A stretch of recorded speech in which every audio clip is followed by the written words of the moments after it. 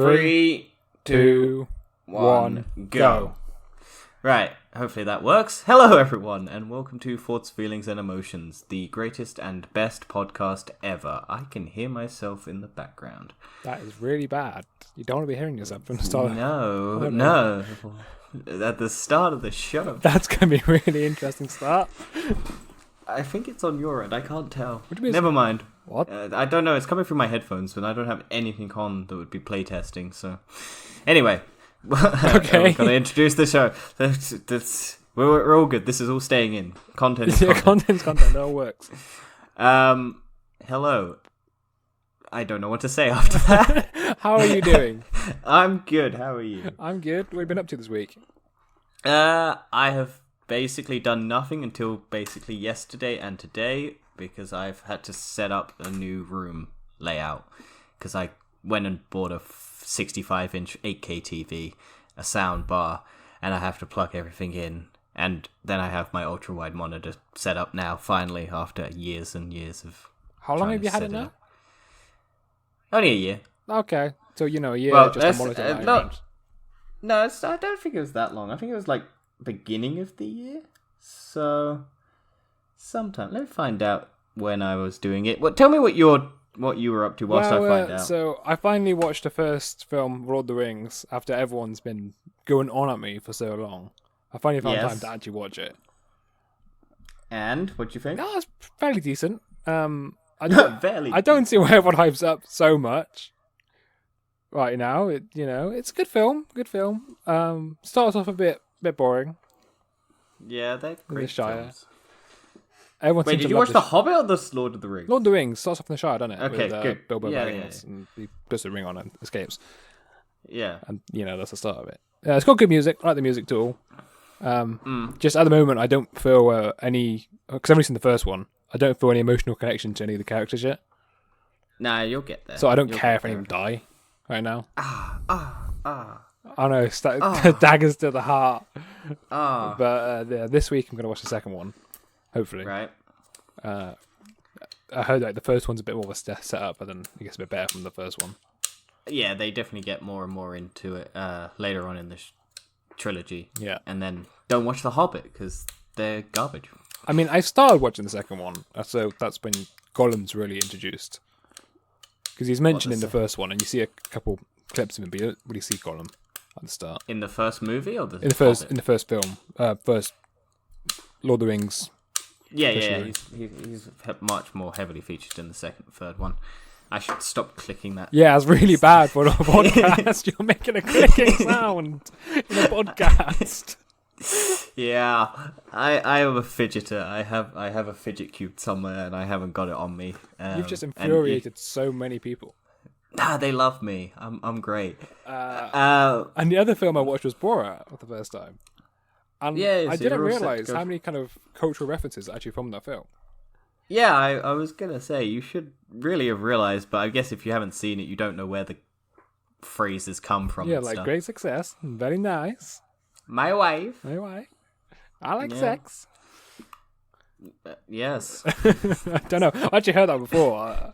It's like, I like you, I like sex. And I don't know. Yeah, and then I've been playing Rocket League, because that became free to play a few weeks ago. Yeah, well, free to play on just random things. Yeah, if you hadn't already bought it. I used to have it on PS4, but since moving to PC a lot more, I don't like paying for games. Yeah. So getting free, but the game kind of screws me over all the time. Yeah, you're not good at it, so... No, I'm a lot better. I'm actually a lot better than I used to be, but the game screws me over. So me and my mate, we're about the same skill level, and we did very well. But then when we got ranked from doing our 10 matches, I was put a bronze 3, and then he was put a gold 2. Because he's better than you.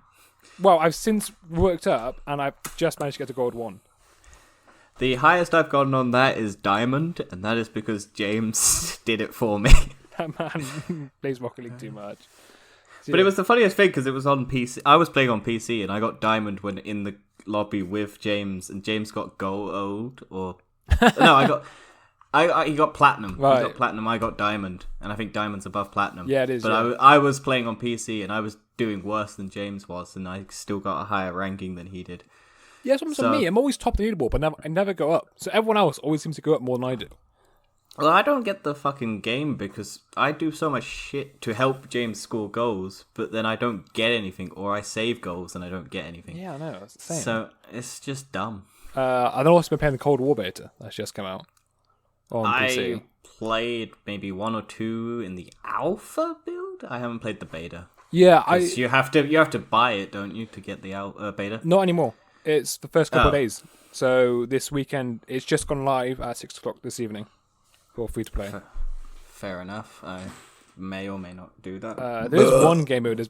It's kind of like a Warzone map size, but it's not Warzone, and it's really kind of strange. And me and my mate were on there, and then we just taking the piss, and we ran around with like this kind of moon buggy thing, and a turret on the back of it.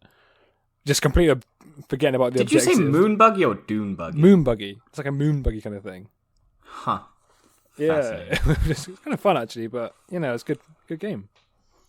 Yeah, I'm still probably not going to get it straight away, even though I'm buying a PlayStation 5 and I need something to be next gen. But yeah, I just not buying any games. It's fine. I'm just getting Destiny 2 on, and then I'm just gonna imagine paying £500 for a console playing Destiny 2.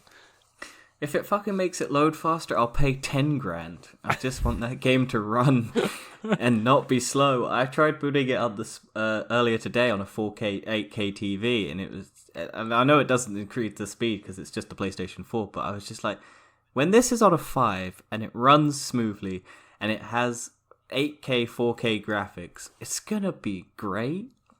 But I'm just like waiting now, and it's bugging the shit out of me. Also, I got a update from Amazon saying, your delivery is being moved forward. And I was like, sick, they're moving the release date of the PlayStation 5. No, it just turns out it's the charging station. And I was just like, for fuck's sake. So you're going to charge station, just not put anything on it? I get the charging station on November 12th, right, and I get the PlayStation 5 on November 19th. Great, so you've got a nice charging station just standing there with nothing on it. Oh yeah, it's going to be great. And you're going to be so happy with it. Every time you look at it thinking, I really want the PS5 now. Yep. It's annoying. So that's basically what we've been up to. I've been destroying my room to try and make it so that a 65-inch TV can fit whilst having a sound bar, a ultra-wide monitor, and make it so that it's actually usable. And Dan's been watching movies, the lucky cunt. Wow, because, I haven't seen it before. Because I'm the unpop culture person I am. I do look forward to watching movies and shit on my TV now. 8K. 8K. Even though you're not going to watch anything on 8K. Nothing's going to be watchable on 8K. Because I think YouTube can only do 4K. And you have to have Blu-ray players. And until the PlayStation 5 comes, I don't have an 8K. That will have an 8K drive, but I don't have 8K Blu-rays. So nothing I watch will be on 8K. You're future-proofing. That's what you're doing. I am future-proofing for the PlayStation 6. Well, talk about PlayStation. Let's move into the headliner section of the podcast. Yes, let's do that. The PS5 have just released their UI reveal. Yep, and I think it looks clean as fuck. Yeah, it's very kind of remembrance of the PS4.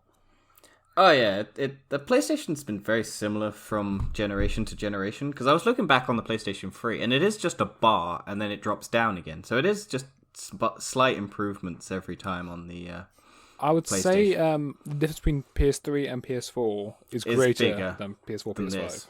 Yeah, this looks more useful, and it's got more interesting things that you can do on it. Yeah, like a lot. I mean, the actual main home screen is, for the most part, is identical. Apart from the actual... I think it swaps the order, so it's PlayStation drops down, whereas... or drops up, doesn't it? Like, because it... I can't remember... well, the actual game bar isn't in the middle of the screen anymore. It's now at the top. No, it's at the top, yeah, and the game bar was in the middle. And then when you hover over it, you see a bit more of a better view of the actual game itself, and then more things happening on it, instead of actually having to drop down on it. I think actually one of the best features is they've changed how the PS Store works. Yeah, it's just integrated it. You don't have to go to a separate app anymore now. Yeah, which is excellent.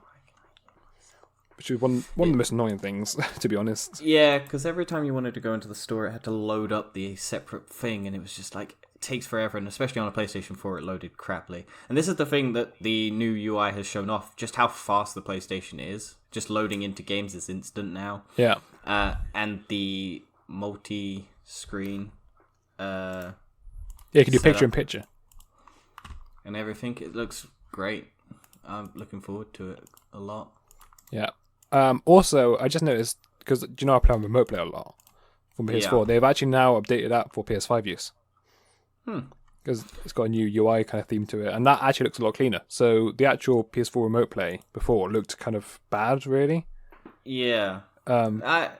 It was a bit dependent on your internet connection and everything. I meant like the UI of it looked pretty bad. Oh, yeah. It just looked bog standard. Well, you had to go into a separate thing, didn't you?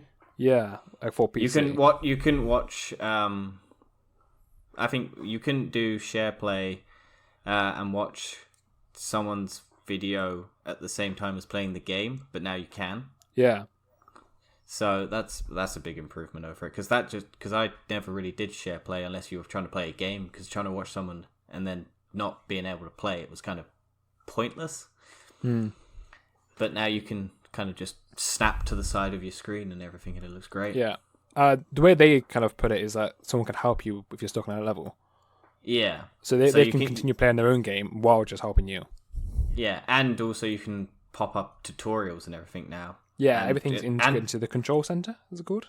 Yeah, I think it's called that. And it's got little card things now, so you can see what percentage of levels you're on. And for again, going back to Destiny, it's going to be great because it's apparently custom times for like how you play. So it will show you a percentage of how much it's left or how long it's going to take you.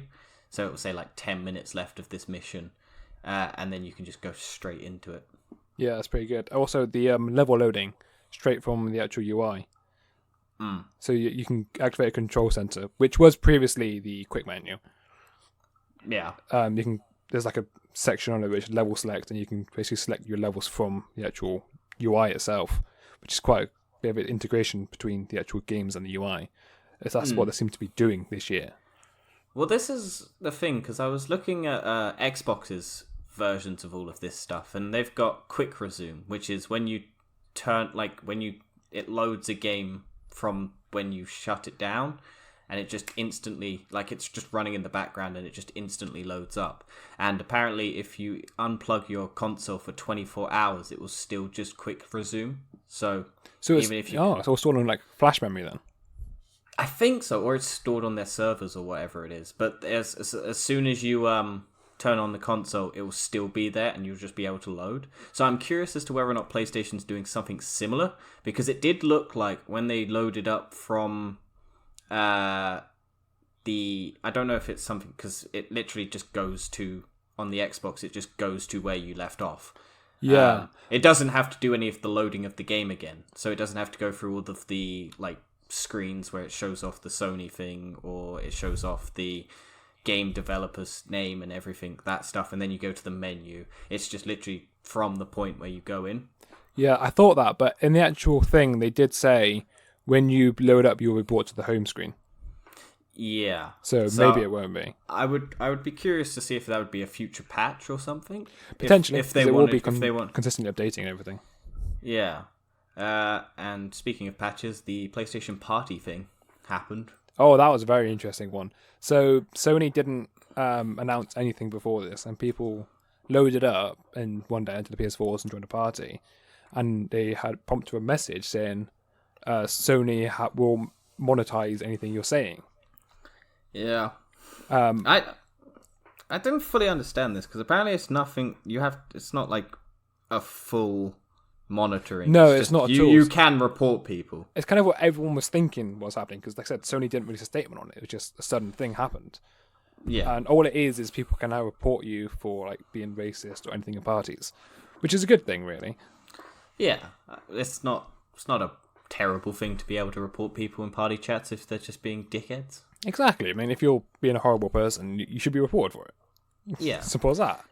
And the best way that you could do it in the past was you'd have to have your settings on to record.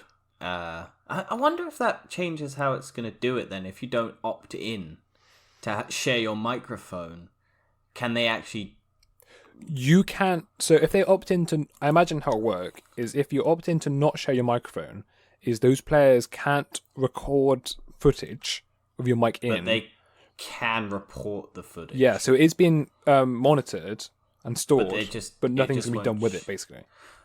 I've just noticed in your background, do you have one of those little safe things that you put money in? Yeah, I do, actually, yeah. I had one of them. They're great. Yeah, it's still going. Yeah, I broke mine. I fell off a shelf and then it broke, and I was very disappointed because that was great. I loved having those little coin change things. Yeah, I'm just disappointed. My password's still 000, of course, because I was going to forget what it is, but it's a cool little thing, adds up the. Also for a podcast, this is great content. But your PlayStation 5 VR headset is in the background, and I just wanted to point something out. Apparently, I can't do HDR because of the PlayStation VR. Oh, wait, because the... Apparently it's not supported. Do you have to have HDMI 2.1 for HDR? I don't know, but I don't know what my cabling system is at the moment, so I might need to check that out. But I was trying to plug in my... you don't know, no. I was trying to change the settings on my PlayStation to go to like the best settings that it can do, and it's at 4K, or I think it's at like native 2K or whatever it is. Whatever the highest setting it can get to. But HDR isn't on, and it was like, oh, you can't do this with the PlayStation VR box. It's not supported. So I was just like, that sucks. Yeah, actually, I noticed that. Like, support functionality. Normally, I did have my PlayStation, so when you turned it on, it turned the display over. So I had I had Virgin box. So if you're on Virgin, you turn the PlayStation on, it would come on. If you turned your PS4 off, it would go back to the Virgin box, which is really cool. But as soon as I plugged in the VR box, as soon as you turn your PlayStation off, it will just stay on PlayStation. Yeah, it's weird. For no reason. But if you go to rest mode, it would go back to original. So I think it's got something to do with the power off issues or the powering of the box. Maybe if they bring out a new VR, they'll fix it.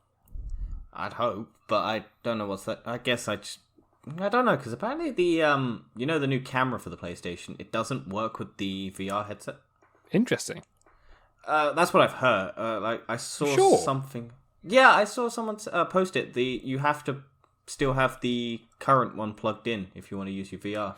Actually, I was looking at the back of the PS4 5 ports. I don't actually see the PlayStation output on it. The PS camera output. Yeah, they said it is. They did say it works, but I don't know how it's going to work. Maybe as an adapter or something, because I didn't see one on there. I imagine, but that's such a bitch if you have to plug in a USB adapter to whatever the camera is. I don't know. Well, I was thinking, since USB-C is a big thing, could they bring out, is it possible to have a VR headset that works with USB-C? There is a USB-C port on the front, so there's the potential. Because if the PS5 is powerful enough to run VR, which PS4 natively wasn't, because that's what the whole point of the processing unit was. Yeah. It does work, though. Yeah. Imagine having a VR headset, just plug in with one cable to USB-C. That really thin. It would be good. And it's at the front, so it wouldn't be like a pain in the ass to run it all the way back. Yeah. Maybe they could be doing that. Maybe. But we don't know what I think the camera's going to just be a USB-C, isn't it? Probably. Everything's kind of USB-C now. Not USB-C. USB-A? USB-A or whatever the higher, faster USB is. That's USB 3.0. USB-C is the fast... USB-C has the fast potential. But it's the USB, standard USB, look. Yeah. USB-A not is the USB-C, one. not the USB-C, but the, standard, USB look. But the fastest one of that, basically. And then you go into USB-C territory. Yeah. And then... But yeah, speaking of USB-C, Apple had an event and they don't do USB-C. Or do they now? No, they don't. So the cable is now by standard Lightning to USB-C in all devices. But that was So they have USB-C, but they don't use USB-C as the actual... So the MacBook uses USB-C. The new Mac, the Mac Pro used USB-C. The iPad uses USB-C, but the iPhone doesn't. Fair enough. Amazes me. But, However, what people are pissed off about is that it doesn't come with a charger? Well, it's not just that it doesn't come with a charger. It's that the original iPhone 11 all came with a Lightning to a Lightning cable. but now they have to go Lightning to Or was it Lightning to USB-A? Sorry, Lightning to USB-A. I don't know. I haven't had an Apple. Sorry, yeah, it's Lightning to USB-A, the big normal standard fat one, and there's only the iPhone 11 Pro Max that had Lightning to USB-C. But because it doesn't come with a charger now, they've now basically got a useless cable because they haven't got a USB-C charger. Yeah, I guess, but I mean, Apple's always just had useless cables because Lightning is. I mean, it's not USB-C, mate. Well, I've charged my phone in like an hour, and it's a 5,000 milliamp battery or whatever it is, and that's good. I think the reason why they're not integrating it is because they want a portless iPhone. No, they just want to make people pay money. No, it's a $1 trillion company, and that's how they make their money, just charging people for wires and boxes and. On the iPhone 12, they've now got the MagSafe, they're calling it, which has got a the magnet thing. Well, it's like a circular magnet, like in the shape of a C. So when you attach a wireless charger, it will always go into like a specific spot, or you can have loads of accessories or whatever. Yeah, but that's kind of like the similar technology, similar like an Apple Watch uses. Yeah, I mean, so there's always been this rumor about next year Apple can release a portless iPhone, has no port on it, and if you can have a portless phone, it makes sense to have a magnetic wireless charger. Yeah, which is what they've done. I don't think they should do. I mean, until they make wireless charging as fast as cable. But it's Apple. Apple likes to remove useful features, like a fingerprint sensor. They'll take the screen away next, and it will just be a block, and you'll pay $4,000, and it will be like the Apple block, and you'll just get rich people building houses out of them, and it will just be like, yeah. Well, Apple are I think it's the only flagship this year to have a notch. Yeah, I think does the new Pixel have a notch? No, there's a hole punch camera. Ah, okay, yeah. Because everyone likes hole punch cameras more. Because they're more useful. Yeah, they are still a little bit. I'm still looking forward to that phone that we maybe, if that was in the Dead podcast that we didn't do. I think it was in the Dead podcast, but there's a phone that's got a. Well, I still have that, but I've just never released it. That's gonna be a special. Yeah, if we run out of stuff to do and we 1 week is like we got nothing left. I just put this one. Yeah, I have to edit it though. That's the bitch. But yeah, I think we were talking about notchless. So it's behind the screen camera, and that was just cool. A lot of companies have done it. So I think Xiaomi's done it, and Samsung have got all patents for it. Yeah, and it is possible. Like a lot of them have done it. Yeah, it's possible. You just kind of don't notice it, and then notice it sometimes. I think it's got quite high potential for one big flagship next year not to have. I reckon Samsung, if they have it, will do it next year. I think it's going to be Samsung or Xiaomi or Oppo. You don't think Huawei? Or I don't think it's going to be Huawei. I mean, Huawei does pretty good in terms of new stuff because they're still the only other person apart from like Motorola who's competing with Samsung against foldable phones. Well, you say that, but not really anymore because they don't. They did drop it. I haven't seen anything about it because they still haven't released theirs. Samsung now almost has a monopoly in the foldable phone market. No one else has. They've got no one to compete with. Motorola's well, they're competing with Motorola for their little clamshell fold. But Huawei phones, Huawei phones don't do well in the US at all. Well, that's because Donald Trump. And foldable phones, probably is the US is the biggest market for it. Yeah. So they've got a monopoly on it. Like, they're going to sell more foldables than anyone. Well, they now have a monopoly on America's 5G network because they have like a $6 billion deal from like one of the big major companies, and it's just like. Because they lot the Huawei's contract that they originally had before Donald Trump cancelled it basically went to Samsung now. And talking about 5G, the iPhone 12 has 5G now. Yep, finally a phone that has 5G. I don't use 5G on my phone, even though I have it, because it's not available in my area. Well, iPhone bringing it to the market is a really big thing for every. Yeah, so it will definitely push the 5G. Yeah, this is it now. It's going to go everywhere. Yeah. It's definitely going to pop out and go big and whatnot. I mean, if you live in a small village, I'm sorry, you're never ever going to get 5G. No, but you already have shit. You're not going to get 4G. You won't even get free. You're like, no, 1G. Drive 4 miles to a store, sit in a cafe to watch porn, and then walk away. What? You'll be fine. Because you can't. Or you have to still buy porn mags. Is that why porn mags are still a thing? Possibly the inbreds in the villages. Is there anything else? Headliners. Destiny 2 content vault. Oh, this is a big one. Destiny 2. They're essentially making a Destiny 3. Yeah, because is this they're taking Destiny 1 assets and putting them in Destiny 2 and taking some of the dead assets from Destiny 2 and putting them into... Yeah, so the two things they're doing. They're doing content vaulting and sunsetting. So the content vaulting is their bit of content that's not being played as often. They're basically taking this content and putting it into anything a vault on Titan. Somewhere. And what they might do in the future is bring it back as like a special event for a season or something, which is good. So, it makes it a bit more refreshable, and the way they put it is they can add more stuff to the game without increasing the size. Yeah, because otherwise you run into the Call of Duty problem where it's a 250 gig destroyer of a hard drive. Yeah, because Samsung, I think that game supports ray tracing. Yeah, Destiny 2 supports ray tracing now, I think. Does it? I haven't seen it yet. They're doing an upgrade for the PlayStation 5, so I imagine it will probably be involved I don't think it does it yet. No. But I think it will support it at PlayStation 5 level from when the patch comes out. But what was I going to say?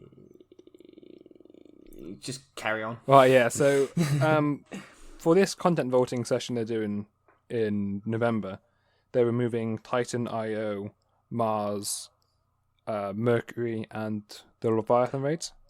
Yeah. Oh, that's what I was going to say. The PlayStation 4 currently, I think it's around 100 gigs on a PlayStation 4. Yeah, it's about that. I think PC is about 92. And I think on the first Destiny is about 90. Yeah, so I would say about 90 for a game like that is acceptable. Yeah, so I think if they were to combine the two, it would be 190 gigs total if they combine the two games as one. So if they're just taking things out, I reckon about 120 maybe max, maybe 100 standard. Just try and keep. And what they're doing with removing these 5 locations, they're now adding back in the Cosmodrome from Destiny 1. Yep. And Europa. I played the Cosmodrome recently. It's a lot of fun. Because I went on it and I instinctively knew where to go. I was just like, go this way, go this way, go this way, and I just got to the place I went to know. And on Destiny 2, I still get lost from time to time, but on Destiny 1, I just know it so well. I think the reason why you know it more on Destiny 1 is because of the map system, so you don't need to know it on Destiny 2, because you just look at the map, where to go. Whereas in Destiny 1, there was no map, but you had to learn. Oh my god, I was playing it and I was just like, the biggest improvement on Destiny 2 is the map, because you can choose where you go and you don't have to back out the entire planet to go somewhere, and you can fast travel on Destiny 2. You don't have to just run around the entire map trying to find where you need to go. I still love that game, but oh boy. I'm going to play it on PlayStation 5 and see what the difference in loading is. Because if I can get it so that you can go on Destiny 1 and it just snaps back, the load times are like ridiculously short on Destiny 1, I'm going to play Destiny 1 a lot more. And adding back in the Vault of Glass eventually from Destiny 1. I think that's the only raid we did. No, we did 2 of them. We did that one and Crota's End. Did we? We did do Crota's End, yeah. Crota's End is is there a raid? Yep. Oh, I guess we did. Well, didn't we? Oh, we tried to do the machine one, didn't we? Yeah, that didn't go well. No, because we didn't have enough players. We had 4. It didn't go well at all. And we had no idea. And two of our players were underpowered and everything, and we were just like, yeah, I really wish we had. Which is why I like the addition of dungeons to Destiny 2.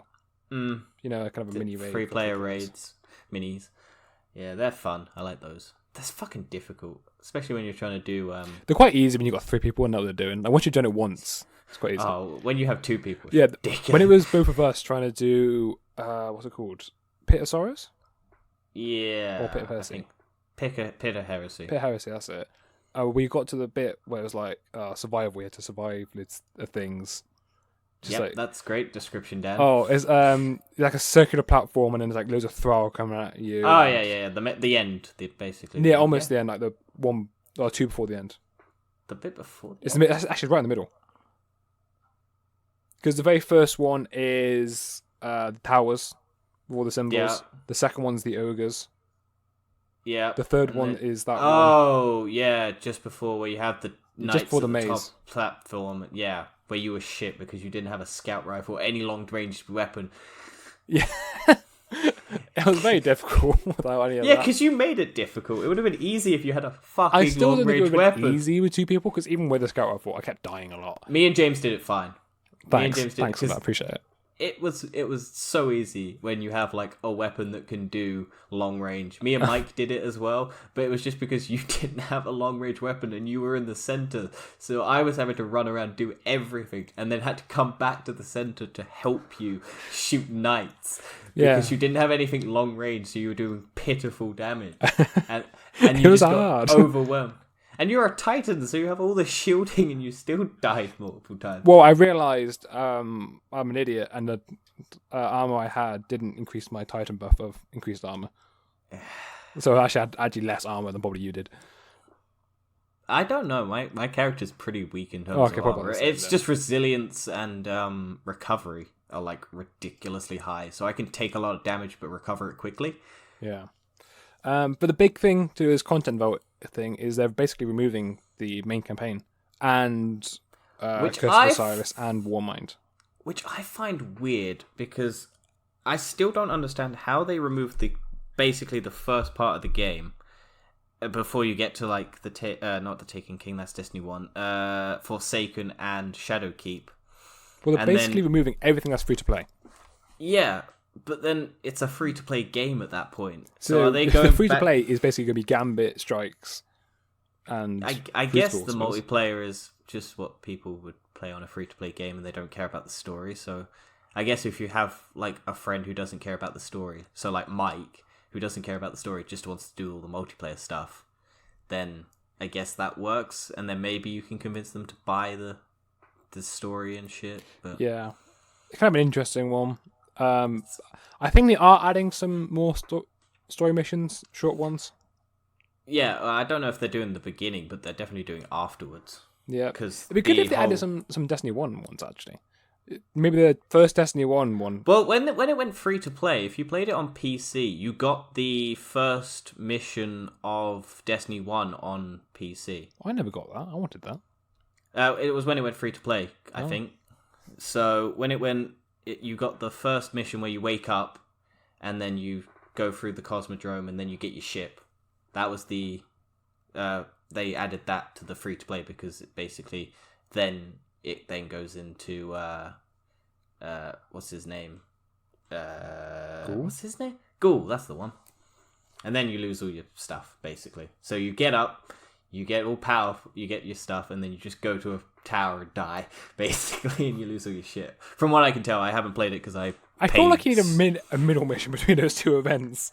I don't know how fully... I think it's the first one, and I'm pretty sure you just get the first one. I don't know because I haven't played it, because I pay all the money in the world for this game for some odd reason. $2,000?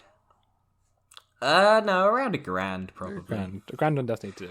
Nah, it's not quite near the 8K TV level yet, but it's getting there. It's almost getting there. I paid for the collector's edition for Forsaken, Taken King.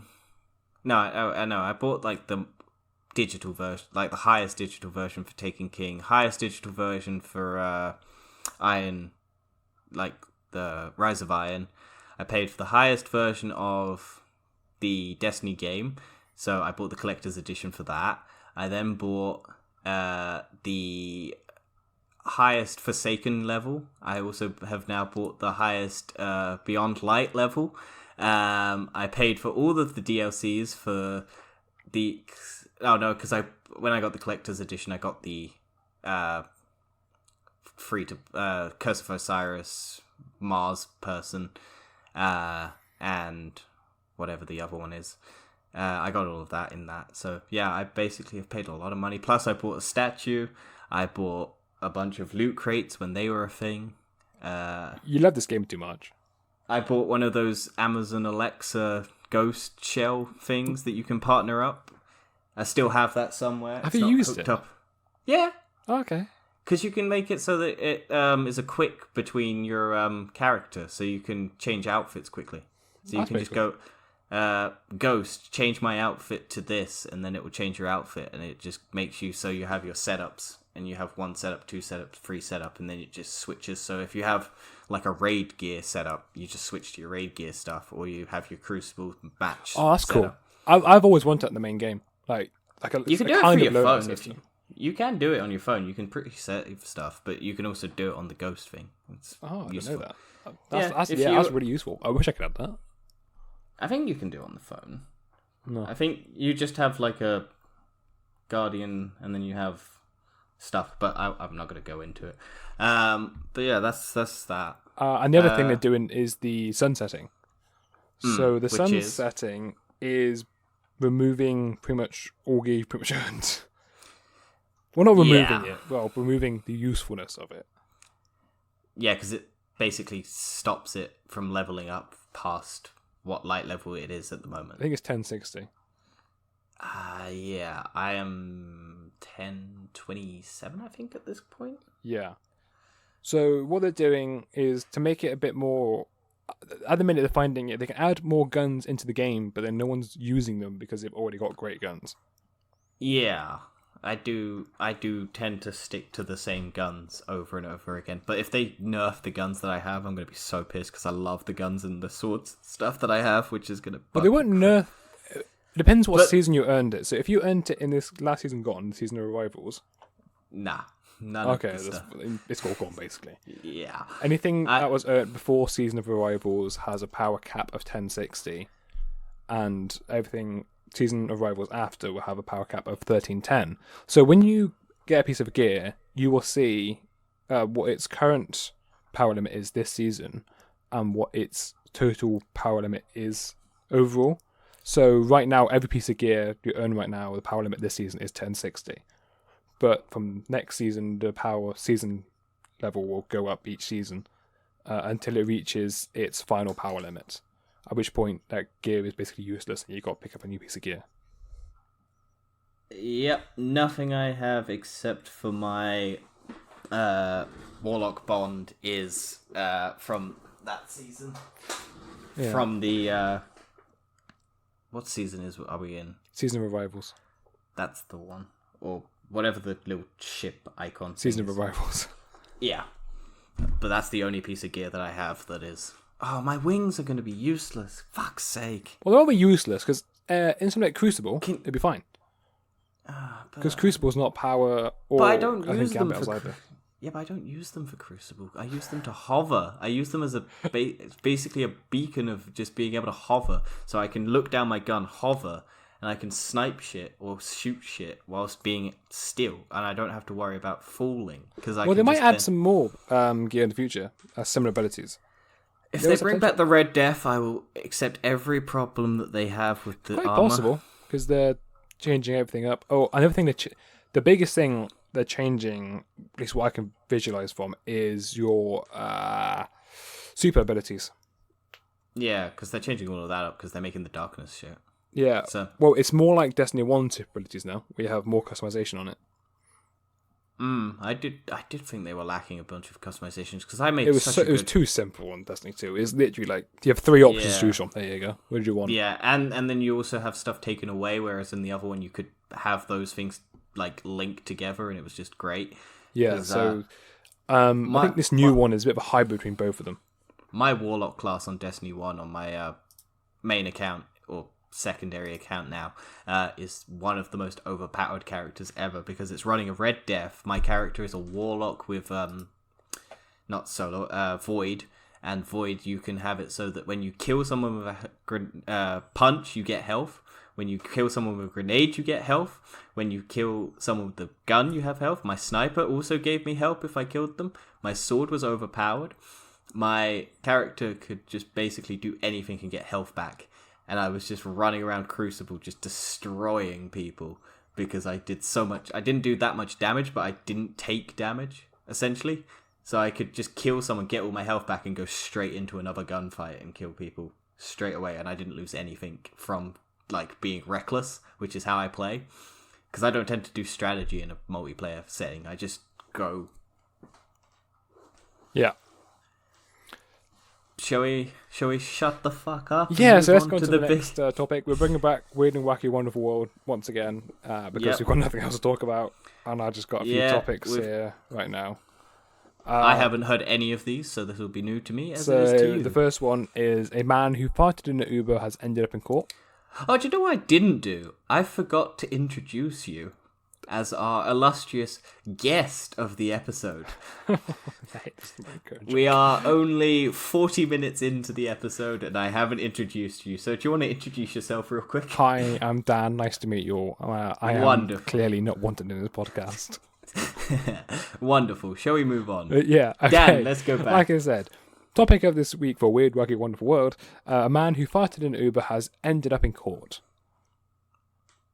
Because he killed the person for how bad the smell was? No, Did a the man person who put wind in the back of an Uber and then attacked the driver. Wait, what? Surely that's the part where he got it. Handed a 6-month term jail. Suspended for 18 months. Wait, did the driver attack them for farting, or did the person fart and then attack them? Wait, so a man let one go when Alexander Bonchev... Oh, no. I thought you were going to say Alexa. Echo has just done its thing. Yeah. Prepare yourself. Thank you. There it is. You can hear that. It's a good thing mine didn't go off, because I was driving him to Chase's nightclub in Bristol. That's actually near me. Bloody hell.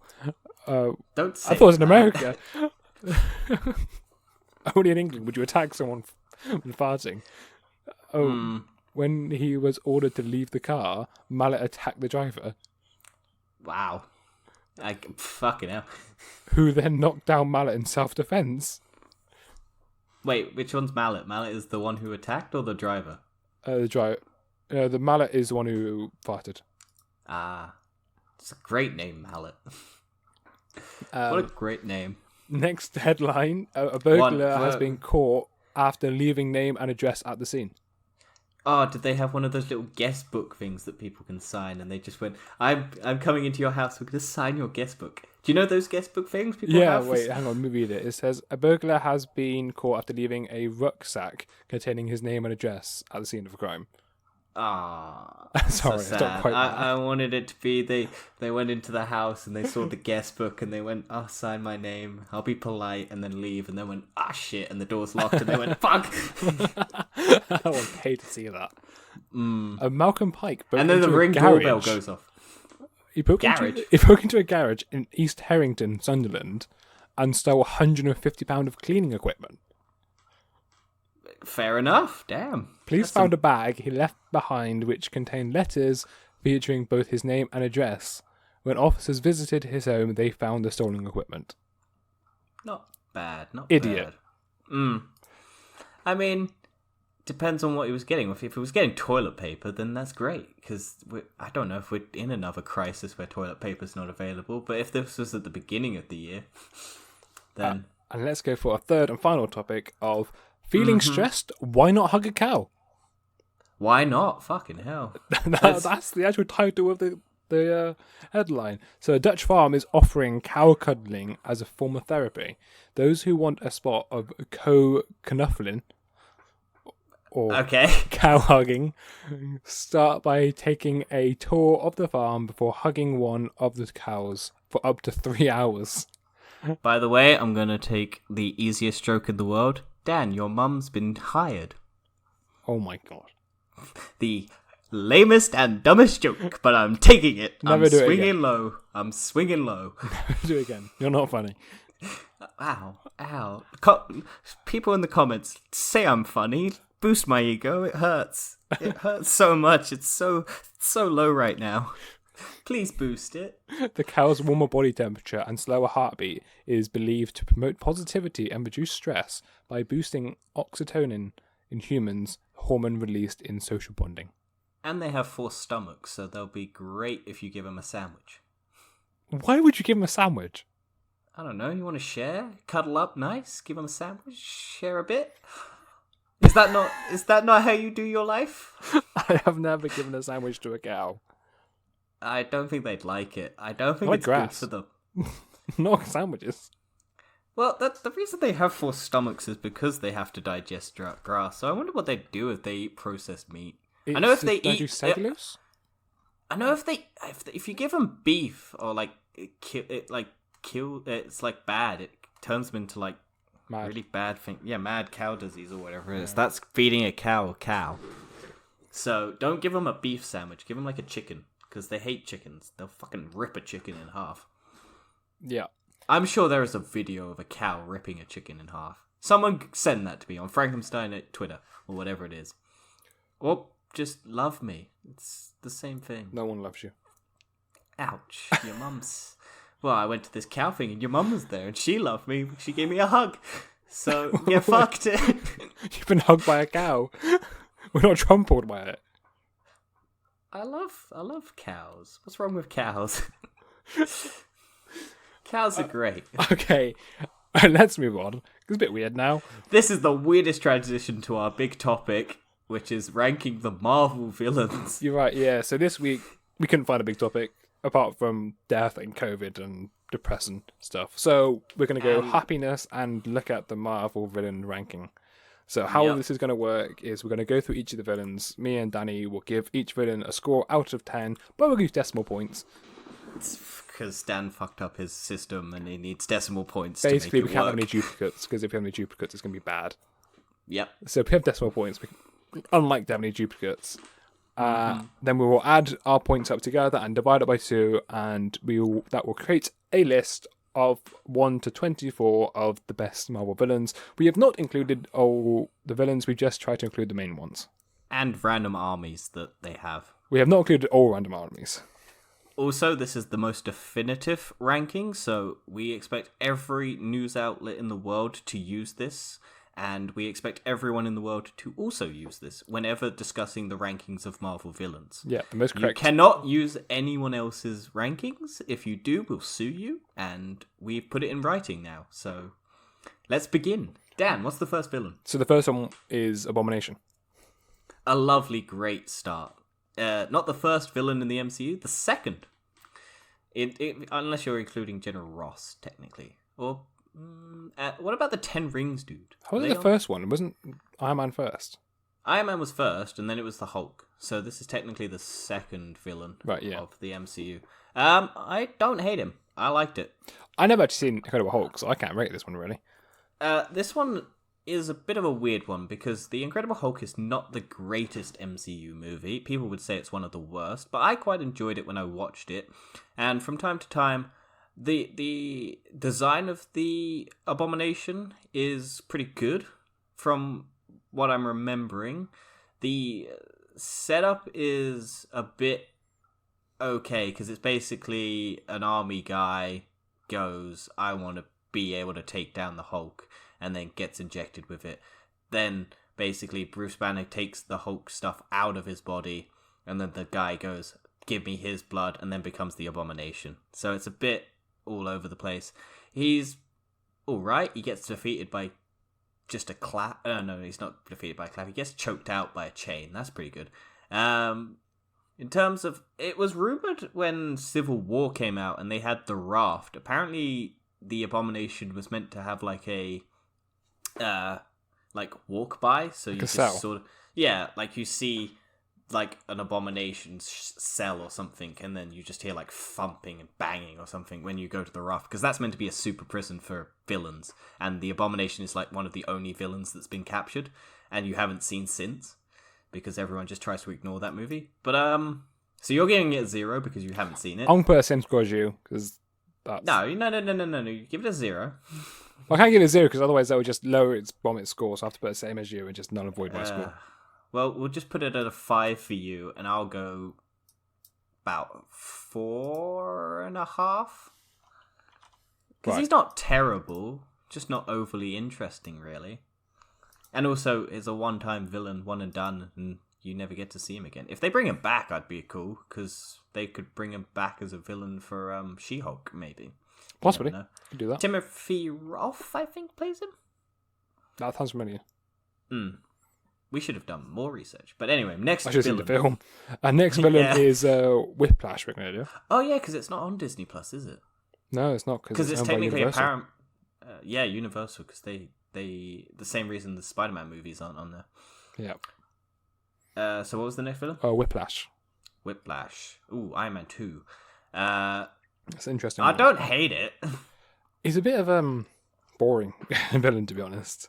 It's got a bit of a backstory. So, like, the backstory is his dad or uncle.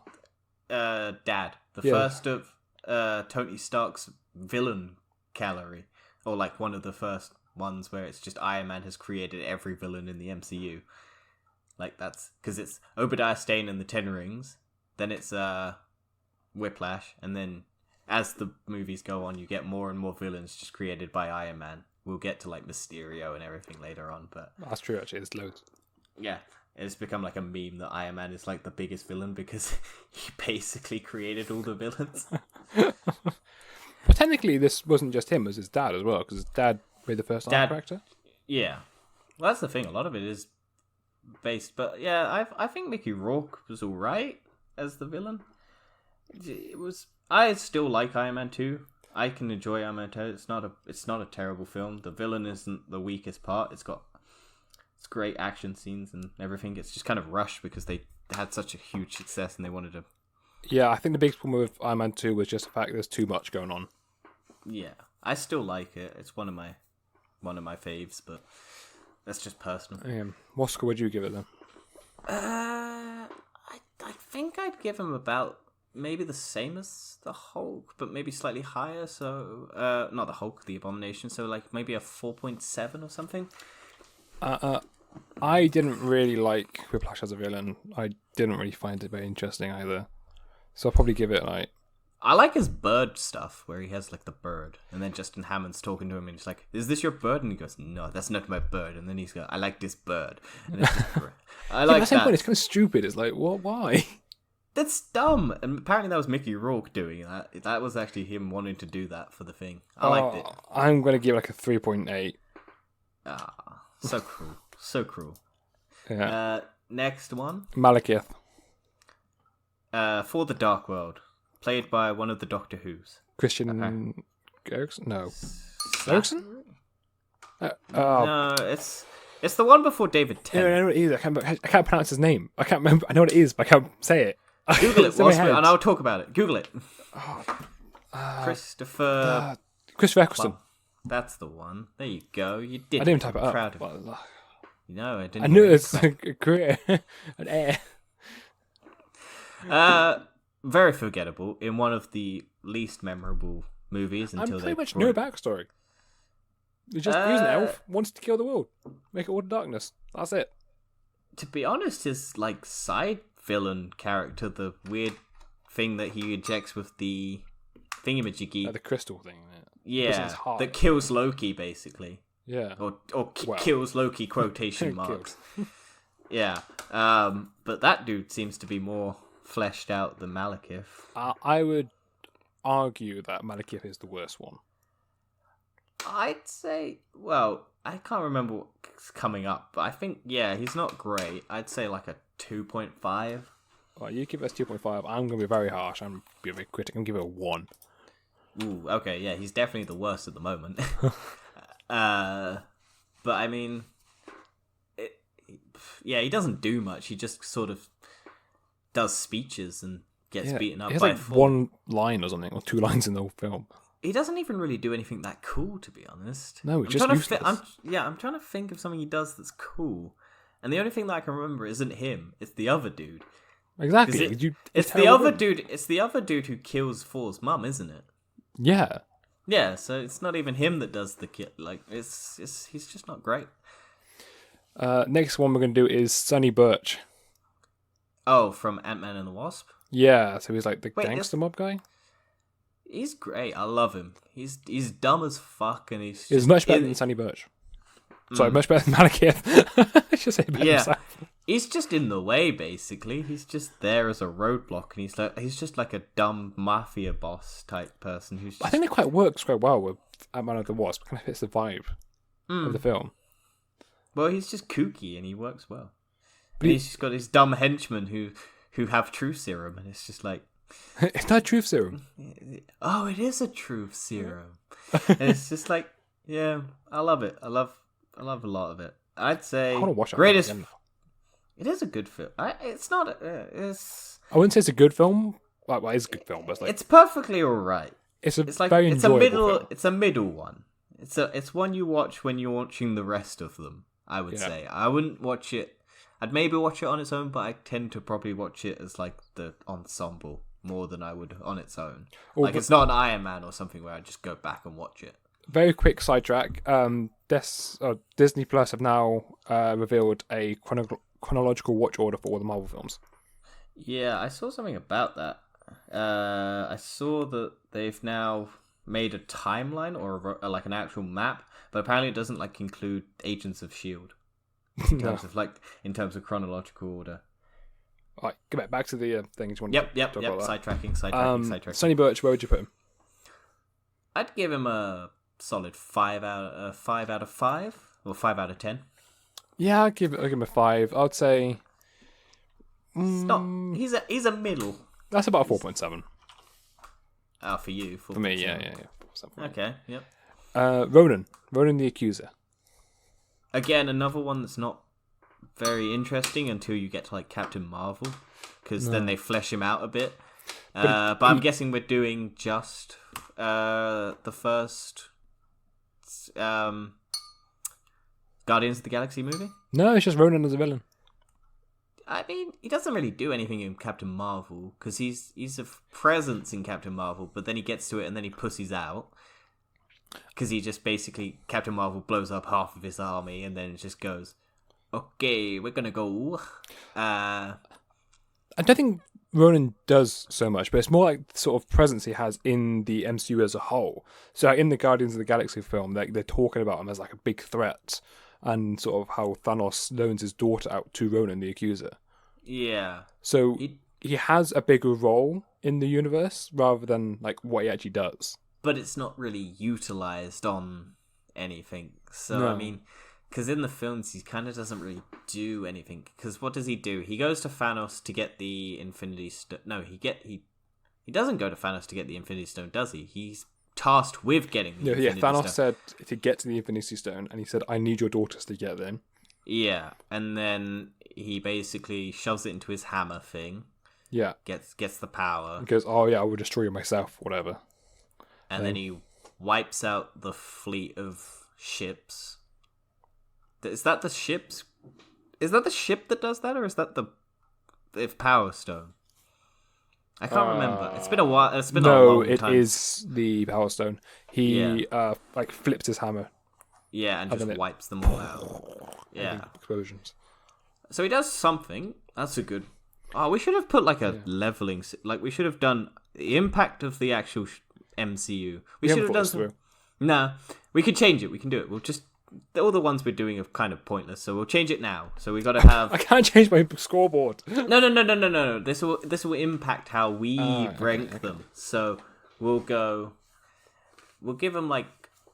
We'll give basically a overall impact in the MCU. Yeah. So future events. We'll give them a actual cool stuff that they do marker, and then we'll give them a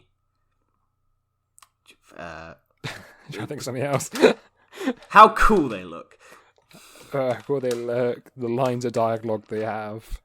The backstory. If you remember them. If they're actually memorable. So we'll do motive. some stuff. Motive, yep. You should be writing this down because I haven't written any of this down. You should write this down because we'll forget. Nah, that's fine. I remember. Okay, whatever. Next villain. All right, Ronan, what would you give? This is the definitive ranking of Marvel villains, Dan. Yeah, and I mean, we don't need these. Whatever we say goes, so fuck it. Let's go. Right, yeah. What would you give him? Oh, which one are we doing? Ronan. Oh, fuck. Okay, that's just let's give him a 4. Give him a 4. No, let's give him a 3.7. So you think he's worse than Whiplash? I don't remember him. I remember Whiplash because he's so like stupid, and I remember Iron Man 2 more as like him being the threat, because I remember him having the cool scene in the Grand Tour thing where he just whips the cars and just smashes them in half, and then he has the fight with Iron Man in the suitcase suit.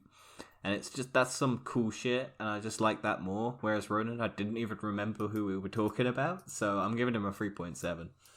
Oh, that's fair enough. And you? I've given him a 3.9. Okay. Shall we move on to the next one? Yeah, no problem. So Alexander Pierce. Ooh, Civil War. No, not Civil War. Winter Soldier. Winter Soldier. Overall impact pretty big. Yeah. Basically destroys S.H.I.E.L.D. because of it. And also in Endgame comes back. Tries to take the Tesseract. Yeah, very true. So... Also, apparently Endgame is like his last film, the dude who plays it, because he's retiring from acting. So, that's a weird thing, because he was originally meant to have one film that was meant to be his swan song, but then he came back for Endgame, so Endgame is his last movie, which is a fun thing. He's pretty good. What does he do in the movie? So, in the movie, he's basically the head of S.H.I.E.L.D., and he reports to the Security Council. Mm-hmm. And then he's supposed to be Nick Fury's best friend. Of course, Nick Fury doesn't trust anyone. No. Except, and then he goes to because he lost his eye to a cat. It's about Project Insight being released. Yeah, because that was their big plan to take out everyone. Yeah, the 3 helicarriers in the sky to basically keep on anyone and eliminate the threat before it happens. Do you know why it's free? Because of Hydra. You have 3 heads. You cut off one more, you get more. Hydra's 4 heads. No, Hydras are free. What? Hydras are 3 heads. Hydras are 4. No, they're free. They're 4. They're not. They are. No, it's a 3-headed animal. I'm pretty sure it's a 3-headed snake thing. Hydras have 3 heads. I'm sure they don't. No, because it's originally Hydras. Hang on, Hydras, right. Not Marvel. Dragon thing. Yeah, 3 heads. 9 heads. That's 4. Because it's multiply, but you start with 3. Oh, okay, whatever. I mean, if you're going to Agents of S.H.I.E.L.D., Hydra means something completely different anyway. Well, this one's got 5. This one's got 3. It's basically multiple heads. Yeah. I mean, in the film, well, it says cut off the head, 2 more grow back, so that could be 3 to put it that way. Yeah. That's the idea behind Hydra, so as soon as you cut off one head, more to come back. Yeah. Which I don't think works for a helicarrier, because they didn't come back. Oh no, could you cut off all the heads? Well, I can't remember how you meant to kill a Hydra. I think you have to trap it instead of kill it. Yeah, you can't kill it. Oh, well, whatever. Anyway, so it's basically revealed that Pierce, he tries to kill Fury. He thinks he has. He electrocutes Natasha Romanoff. Yeah. No, Natasha electrocutes herself to stop the security pin burning through her chest. It temporarily disables it. Right. Yeah. Because he's about to do it. He says, oh yeah, if you make one move, I kill you. And put a hole through your chest. True. And then basically Nick Fury, she electrocutes herself, and then Nick Fury basically punches Pierce. How does he die again? Does he just get shot? Oh no, he does get shot. Yeah, Pierce does die, yeah. Yeah, so he has a lame death. Yeah, it's not a great death, but his motive, I think it basically is just he's part of Hydra. Yeah, Hydra, generic. Not a motive. Stuff he does, though, like killing, backstabbing Fury. Pretty good, pretty high. That's cool.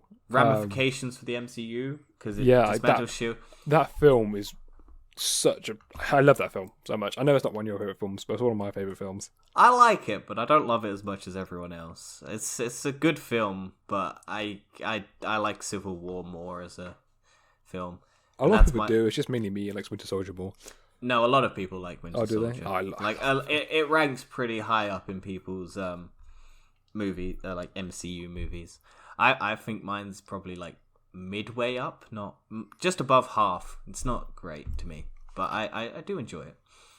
So I'd give him probably we'll stack it together. We'll give him about a 6.5. Ooh. So if you give him a 6.5, I will give him about.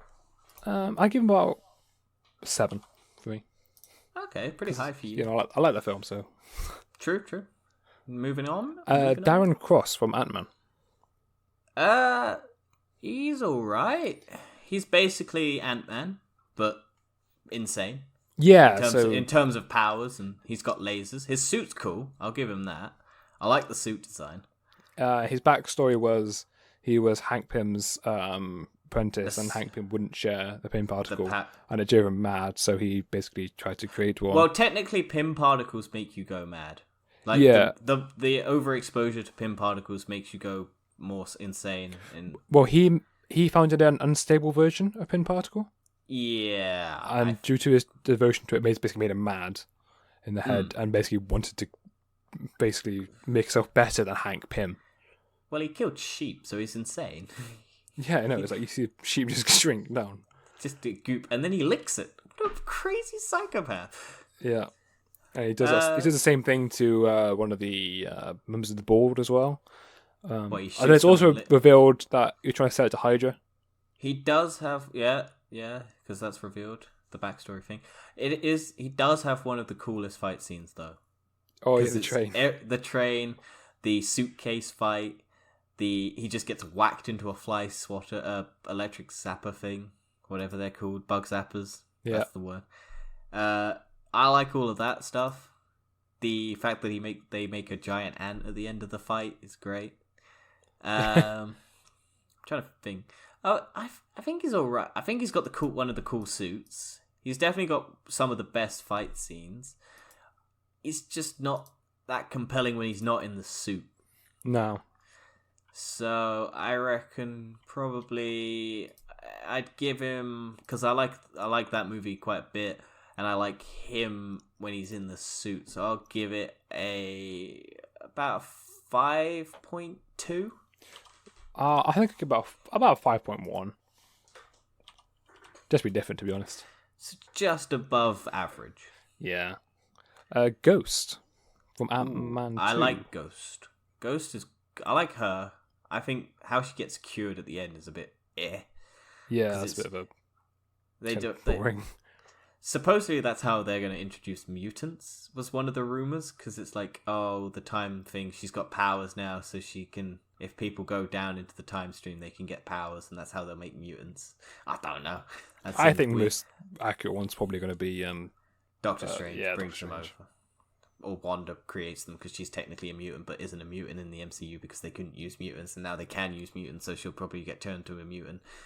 Because the whole reason they had Agents of S.H.I.E.L.D., Terrigen Mist, and the Inhumans was because they couldn't use mutants. Yeah, and that annoys you. That doesn't annoy me, but no one cares about Inhumans. I liked Agents of S.H.I.E.L.D., but I like Daisy, or Skye, or whatever her name is now. I think it's Daisy now, isn't it? Yeah, Daisy now. Yeah, I liked her as Skye more. I like Skye as a name better than Daisy. Daisy sucks. But apparently that's ended. I need to go back and watch. It's the last season. I've seen up to season 6. I've seen season 6. Season 7 isn't on Prime yet. I think it's on Disney. No, it's not. So Disney's only got 1 to 5. I need to watch whatever's after Ghost Rider. That's season 5. Oh, apparently, speaking of Ghost Rider, apparently the person who plays Rosa, I think it's Rosa, in Brooklyn Nine-Nine is apparently rumored to be a female Ghost Rider. Oh, really? Apparently. That was the rumor that's been speculating. So they might be bringing in a female Ghost Rider into the MCU. Right. Maybe. Back to Ghost. Yep, Ghost. She's got sick powers. I like that. Yeah, walk through walls, but she can't. Her backstory is pretty tragic, so it's not bad.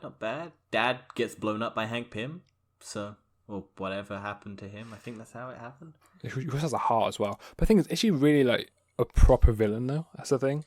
Like, does she do really bad stuff? If we're going into this, Dan, we're gonna just. No, but you have to categorize it. Like, what's the bad stuff she actually does? She's just trying to cure herself.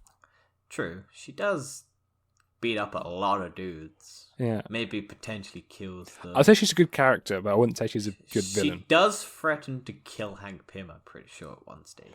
Well, because Hank Pym's getting in the way, then she's also, she puts a hand through him and then could phase back. That's cool. I like that. I love it when you can just put your hand... It's like Vision. You can just put your hand through someone, and then if you materialize, you just explode them in the front.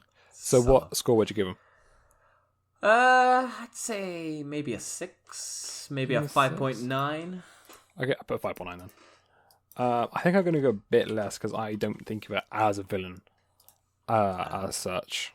So okay. I'll go 5 again. Okay. Fascinating. Dormammu. Ooh, not in it much.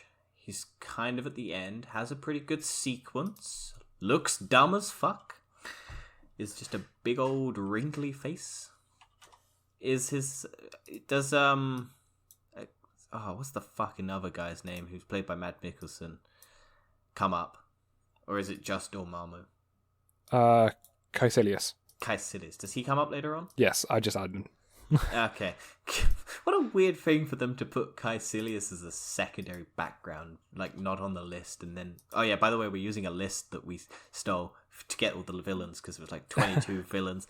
So, but we're making it better. Yeah, we're adding more. We're adding more, and we're doing a shitter but better job somehow. Dormammu. Well, so we want to speed this up a little bit because we're only an hour and 10 minutes in and we're not even halfway through this list. Nah, it's fine. Podcasts can be forever. We don't have anything really afterwards, so it'll be fine. Right. And it's a special, Dan. We're doing a ranking. Everyone loves rankings. Dormammu, score. He's in it. He's not in it for much, but he does have a cool sequence, so I'll give him like a 4.7. You give him a 4.7. I'd say like he has his big presence, big threat, but like there's no backstory. He's just there. So I'm gonna give him like a 2.7. Oh, okay, very low for you. Well, like I said, he doesn't do anything. He's just a threat. There you go. Yeah, but he has a cool presence. No, that boosts him up. Some of them don't have any presence. Justin Hammer. Oh, I love Justin Hammer. Justin Hammer's great. He's sick. I love him. He's just basically Tony Stark, but annoying. Why'd you like that? Because it's Justin Hammer. It's just this weird dude who's trying to emulate Tony Stark but failing. And it's Tony Stark if Tony Stark was a bad guy. So it's just a nice look into it. I'd give him a solid 8. Give him an 8. Give him an 8? An 8. I love him. The best villain so far. He's got some of the best fucking lines in the MCU. And he's got just... He does the little dance on the stage. He's got the fucking ex-wife or whatever his thing that doesn't work is. And then he just fills Rhodey's suit with weapons. He's great. He's dumb. He's dumb and I love him. 8. A solid 8. I'm going to give him a 5.3. Dan. Sorry. Dan. Ultron. 10. Solid 10. I love Ultron. Okay, I am not giving 10. I love it. I love Ultron so much. I love Age of Ultron as a movie. It's one of my favorites. I love everything about him. He's got such sick dialogue. He looks fucking cool. He's created by Tony Stark and by accident. He creates Ultron. No, not Ultron. Vision. I just love everything about him. He's got a sick voice. He is cool. His army isn't. His plan's dumb, but I love it. I love the fucking God paradox thing where he just throws a stone into the earth to wipe everyone out. It's great. I love him. He's awesome. 10 out of 10. Best villain. I think he was 7.5. Still probably highest. He's highest so far. Let's move. Go. Helmut Zemo. Oh. So he doesn't massive consequences for the MCU. I'm a bit annoyed about what they did. I love it. They're making him what he is in the comics in Winter Soldier. Yeah, I'm looking forward to that.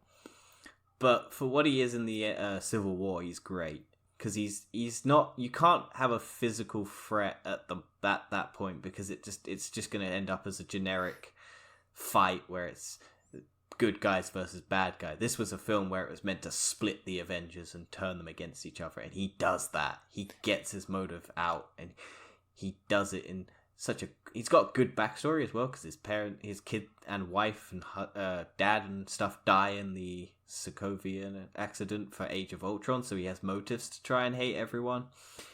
He tries to shoot himself at the end because he's just done. He doesn't care anymore. He did what he had set out to achieve, and he's just tries to, and then Black Panther saves him because he wants him to suffer and has to deal with the consequences of his actions. It's just great. I love him. Solid 9. Give him a 9. I feel like he's not that good, to be honest with you. I love the idea of him just being one man and he's taken on the Avengers, but his kind of backstory is like, once again, people are bad. But he's great. I love him. So what are you giving him? I'm going to give him a solid... I give him a... Is he better than Ultron? I don't think he's better than Ultron, so I'm going to give him 7. Okay. Still pretty high, I think. Yeah. The Grand Master.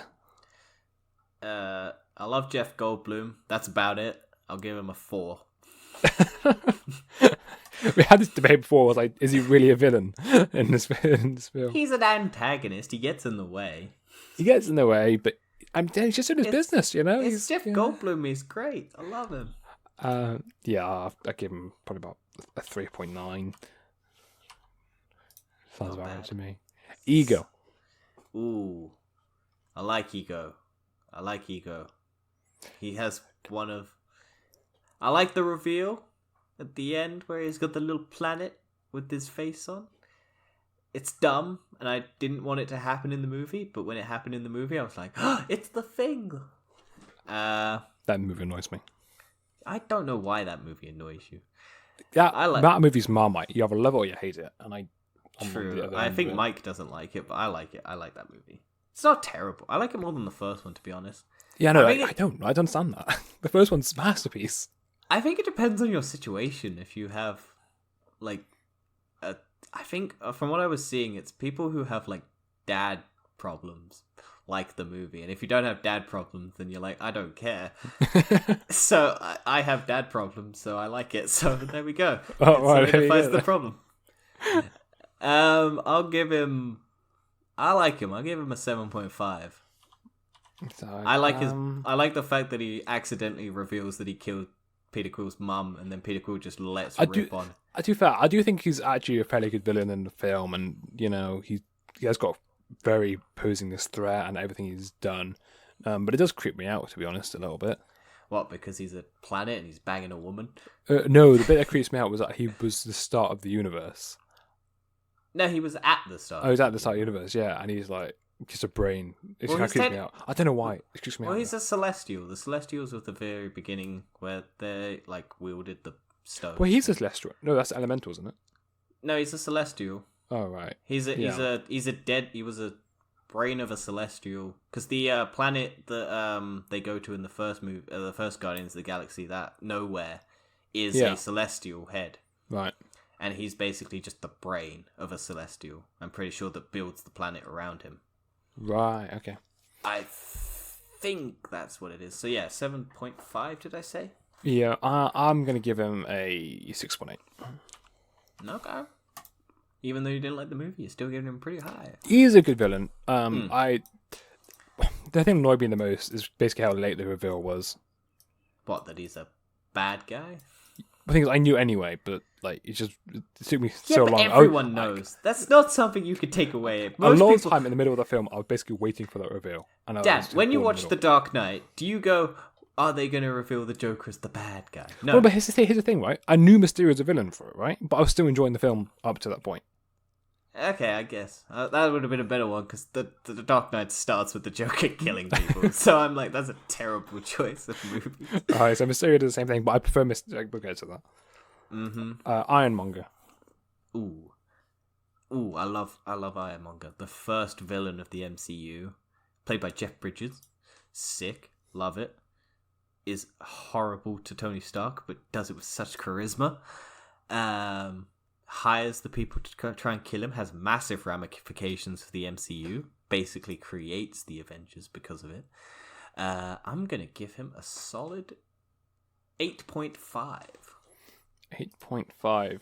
I think he's a great villain as well, but the one thing I think is kind of lacking is sort of the motivation behind everything he's doing. He's jealous. He was meant to be the sole successor of Stark Industries, but because he had a son and he gets that, and he has to deal with Tony Stark at his worst, basically, and he hates Tony Stark because he wanted control of the fucking, and he's not as smart as Tony Stark, so he has to use Tony Stark to get what he wants, and he can't do it, but then he has...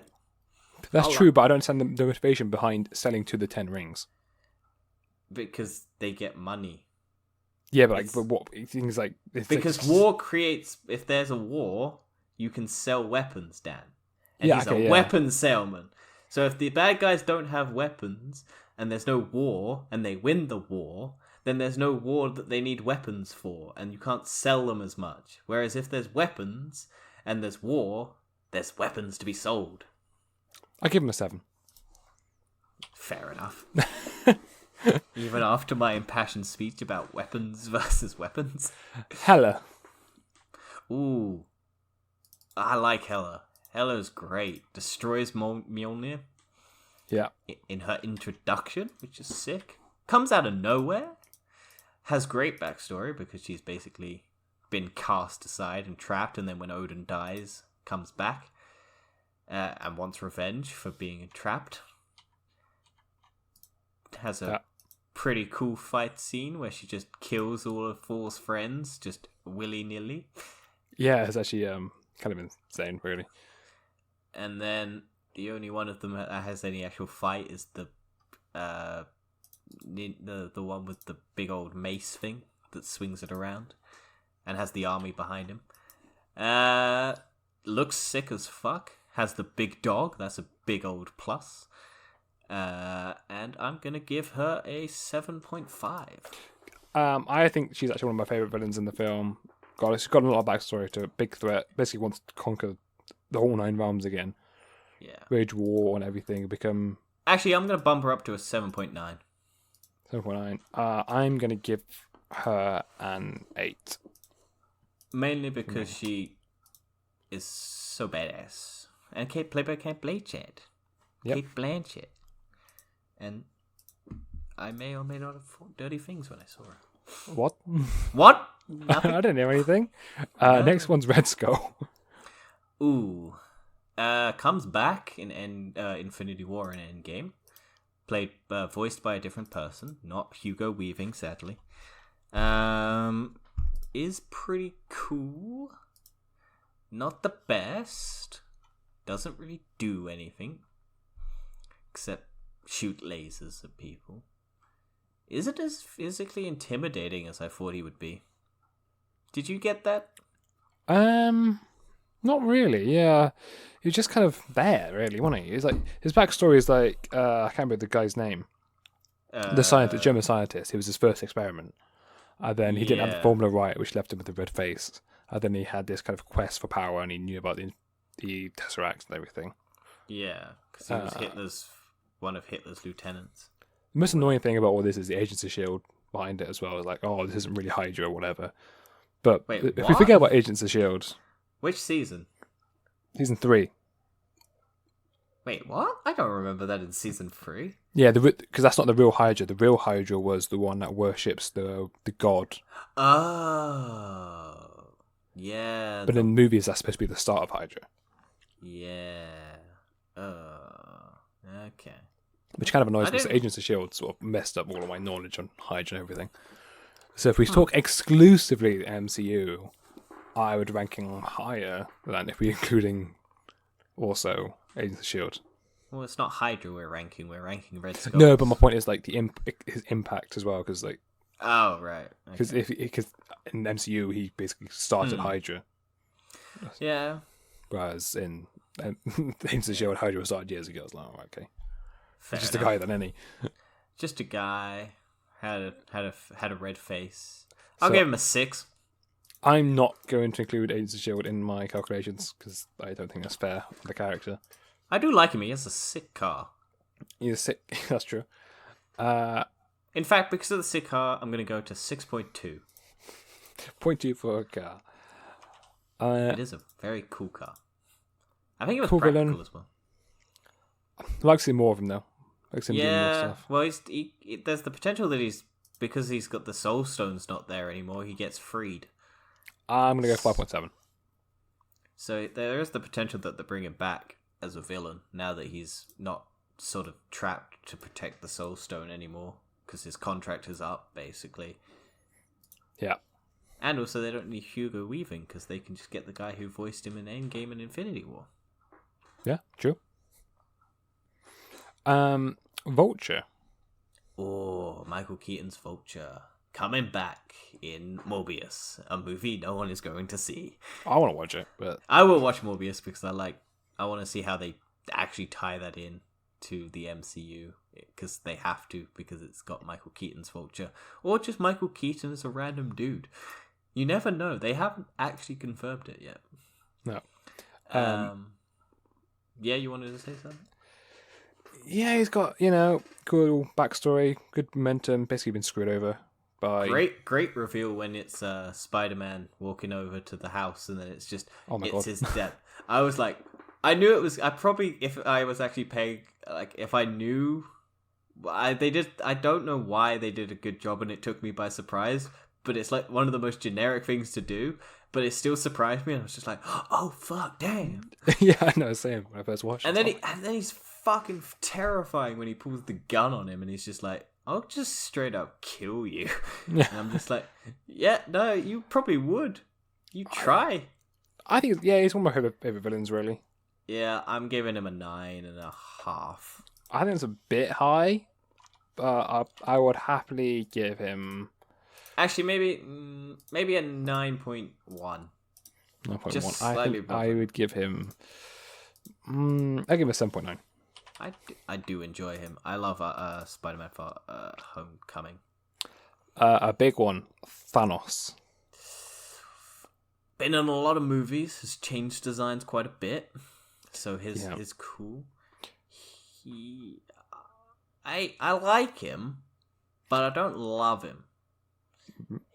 He's a good... So he does a lot of shit that's cool. But, I mean... It's not his overall presence and everything in the universe. His overall presence is pretty fucking high, because they made a whole fucking universe centered around him. His impact on the actual but MCU. He does just sit in a chair for a lot of it. It's not until Infinity War that he actually gets off his ass. That is true. But he is, at the same time, hiring different people, and he's manipulating everything behind the scenes. So he'd been trying to manipulate Loki to get the Tesseract. Yeah.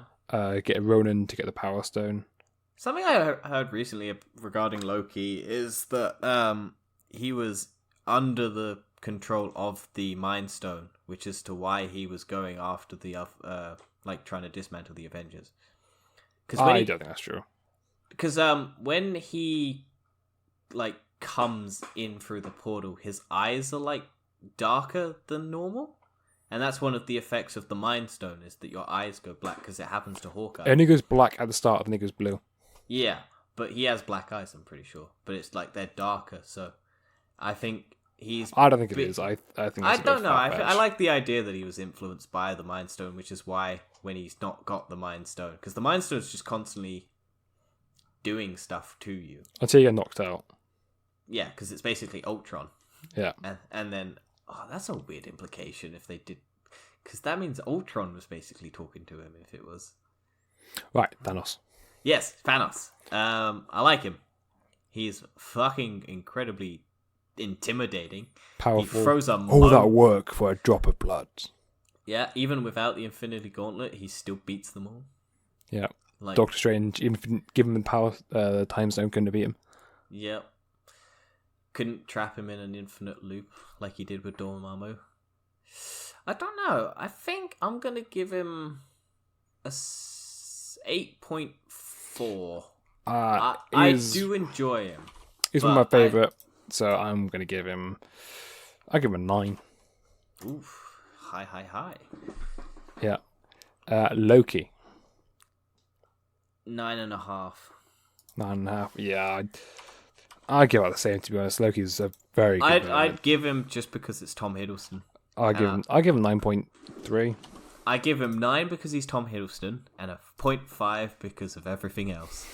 Killmonger. Ooh. This one's a bit controversial because he's apparently the best. in terms of villains because he's got one of the best backstories. That's true, he does. It's a very good backstory. He's cool as fuck. He's got loads of little bumps on his skin where he's marked himself for every kill he's had. And he's got one of the worst fight scenes in the MCU because it's just a big old CGI battle. And they kind of ruin it a bit. I'm going to give him an 8.5, basically just because he doesn't have that much impact on the MCU. Yeah, I'm going to give him a 6.7 because I like him, but I don't love him as much as everyone else seems to. And that's not because I'm racist. I just don't find him as interesting as a white person. I mean, what? As any other character. What have you done? That's a joke, people. I am going to edit out anything Dan said that is otherwise. All the racist shit Dan says is fine. What? What? What? What? What have you done? Nothing. Right, Mysterio. Ooh. Jake Gyllenhaal. Great. Love him. Has some of the best scenes in the movie. Love him. Ex-Tony Stark employee. Love it. Love it, love it, love it. Even though people hate it, because it means Spider-Man's villains are all basically Iron Man rejects, because Adrian Toomes is the result of Tony Stark taking away his contracts. But, fuck those people.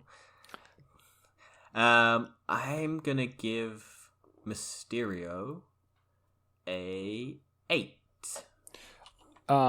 Once again, he's one of my favourite villains. I love him as a villain. I've actually wanted to see him in the MCU for a long time. Well, they can do that because he's a construct. They have the footage. They can just... So, I'm going to go 8.6. Because at the end of Far From Home, there's the bit where the dude takes the hard drive, because that's the guy that, Ironmonger shouts at in Iron Man 1, going, Tony Stark built this in a cave from a box of scraps. And then he goes, I'm not Tony Stark. And then it's like, that dude becomes under Mysterio, which I think is pretty sick. Because that was a nice way to bring back that dude. But yeah, I think, I gave him a solid 8 because he's got such a cool sequence in the warehouse where he just fucking terrifies him and and one of the coolest fucking visuals I've ever seen is the Iron Man suit where it just rips out the ground and it's dead, decaying, and I love it. That's a very good scene. There is a statue on Sideshow where they have that, but the only thing that ruins it is they have the little drone thing following it around with the green smoke, and it's the worst fucking thing that they could have done, and it ruins it. And I'm just like, if they just had the Iron Man thing where it's just the zombie Iron Man, I would have loved it, but they had to have the little drone thing follow it around, and it ruins it. Right, the Black Order. Sick as fuck. Yeah. I like bitches though. One gets blown out of an airlock, one gets pushed into a shield, one gets pushed into a rolly thing, and one gets stabbed by a robot that's also been stabbed multiple times. Come back in the end game, also get taken out by bitches. I think one gets stamped on, one gets stabbed, and then the other two you don't see. I think you see maybe they're in the background getting stabbed. I think I'd give it a 6.9. I'll give them a 5.6. 5.6. Excellent. The Kree Empire. So we've got the Kree Empire from Captain Marvel. The construct of it is cool. For the one above all, the one in her head or whatever it is, where it's just that the shapeshifty lady dude thing. They don't do much. They basically cripple Captain Marvel with those chip things, and then she burns it off, basically. Yeah. It's like, okay. That's pointless, isn't it? Yeah. I'll give them a 4. They don't do much. They're in and about the films, but they're not super threatening. I like Jude Law. Jude Law's one. The rest of the crew is kind of forgettable. The only one that really gets anything to do is the girl one who goes, "Oh, we weren't really friends," and it's just like, "Oh, okay," and is also there when Jude Law's character finds Captain Marvel and goes, "Oh, that's why she went to the Earth." That's the only memorable thing. The rest are kind of forgettable. Yeah, I give it about 3.3. Except for the dude who's in Guardians of the Galaxy. The guy who goes, "Who?" Yeah. Who? Yeah, that's about it. So what did I give him a score? I give score 4. Okay. And the final one, the What final did you 25th one that we're doing today. What did you do? I put 3.3. Ah, okay. Caecilius. Dormammu's minion. I like him. He's got sick lines, weird eyes. I think once again it's like a black backstory. Really, he was angry at the ancient one. That was it. Okay. He has some pretty cool scenes though. Like I like him when he's tied up in that thing. The bit where Doctor Strange goes, "I'm Doctor Strange," and then it's just like that interaction where he goes, it's Stephen Strange, Doctor Stephen, and then it's like, "Who am I to judge what your name is?" And then that's pretty cool. I'll give him a 5.7. 5.7. Does he kill the Ancient One? Yeah, because the Ancient One falls off a building, doesn't she? I think so. Is that how the Ancient One dies? Because she falls off a building and then goes into the hospital and then she dies after revealing that she cannot go past this point in the future because you can't see that far. Yeah, I say yeah. Because they have the time thing, then what's the other guy? The assistant dude, Mordo goes, you bitch, you used the dark power, and then it's like, Anyway, did I give a score? 5. Yeah, you give 4.7. I give 4.5. Okay. What's the total then? Rankings. Right. So we're from bottom up.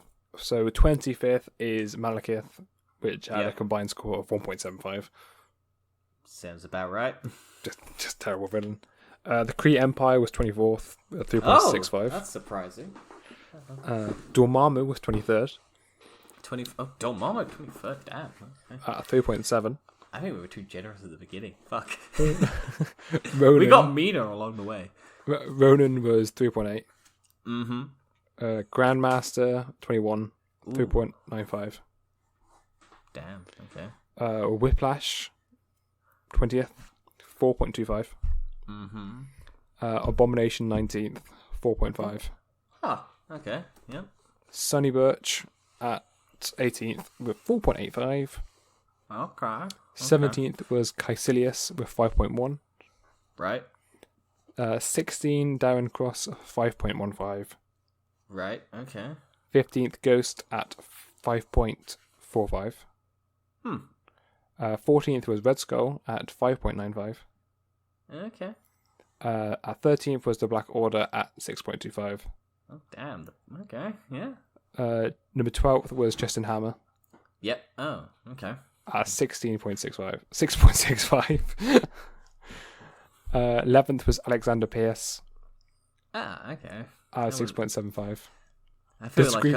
I feel like those two should be the other way around, but the rankings of your systems and my systems are different, but let's carry on. Ego was 10th at 7.15.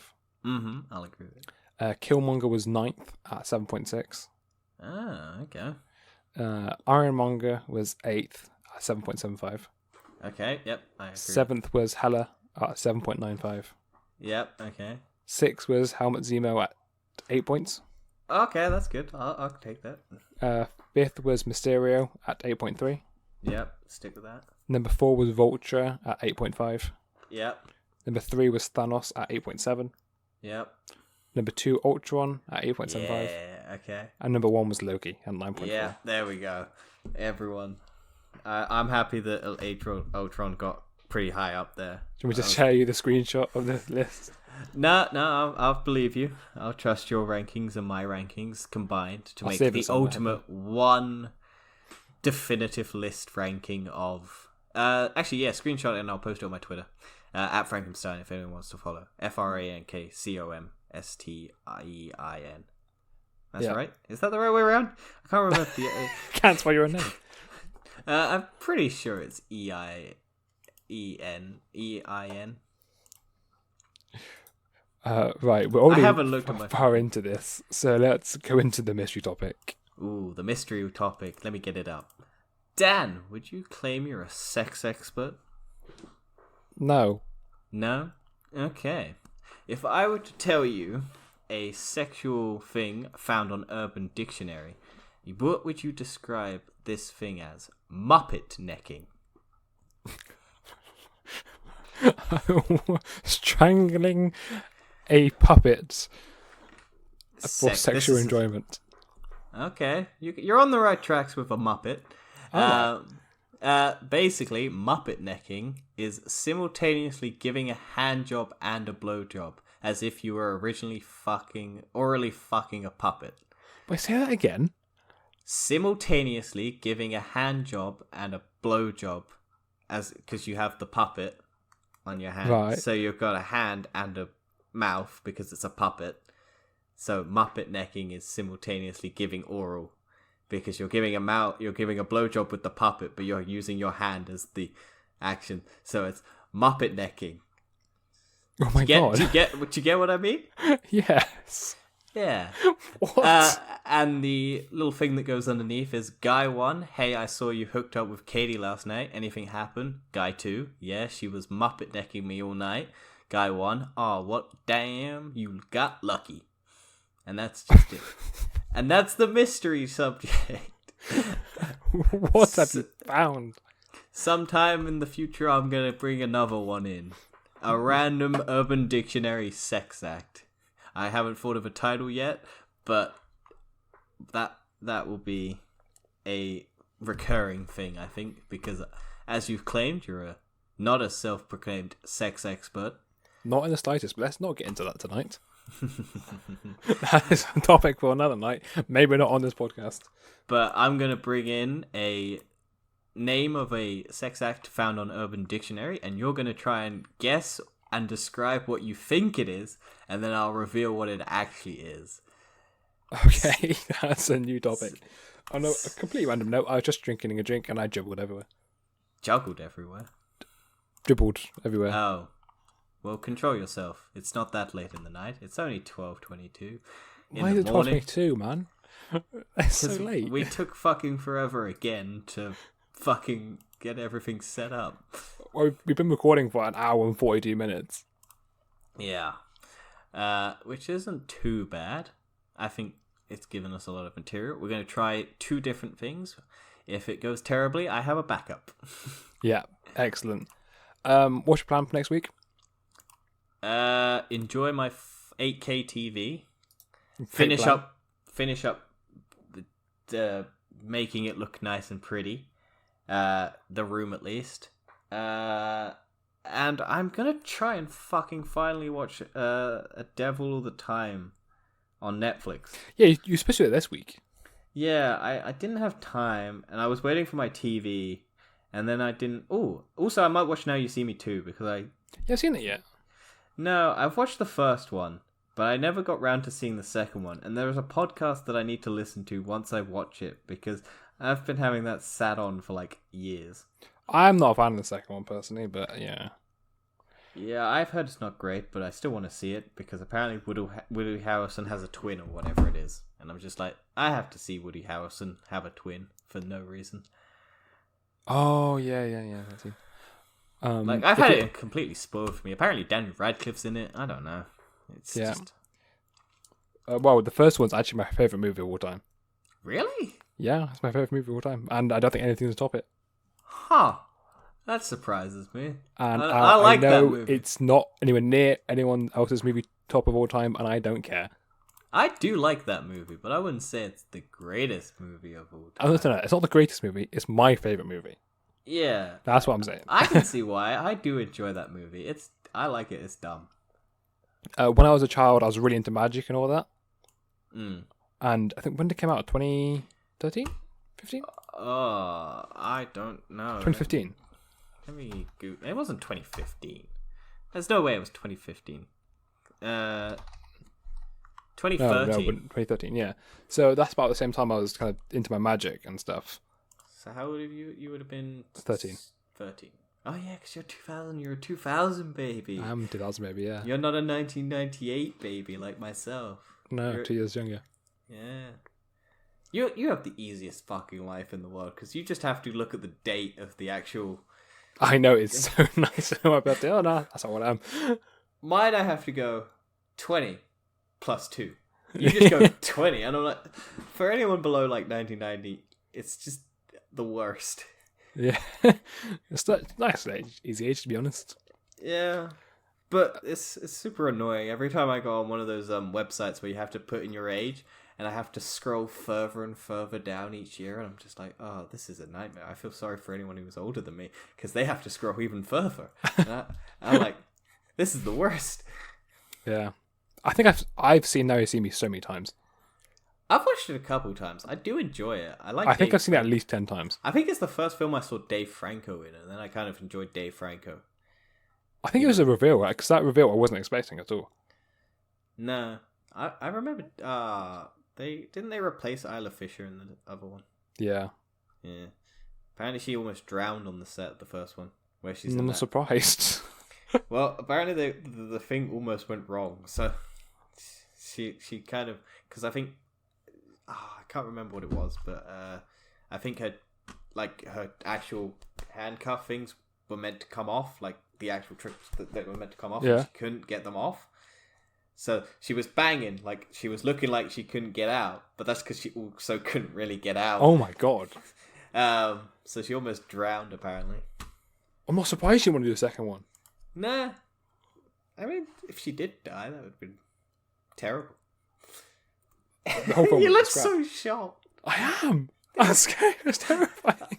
I haven't ruined your favourite movie for you, have I? No. Every time you watch it, you're just going to go, oh, she almost died. It makes it better.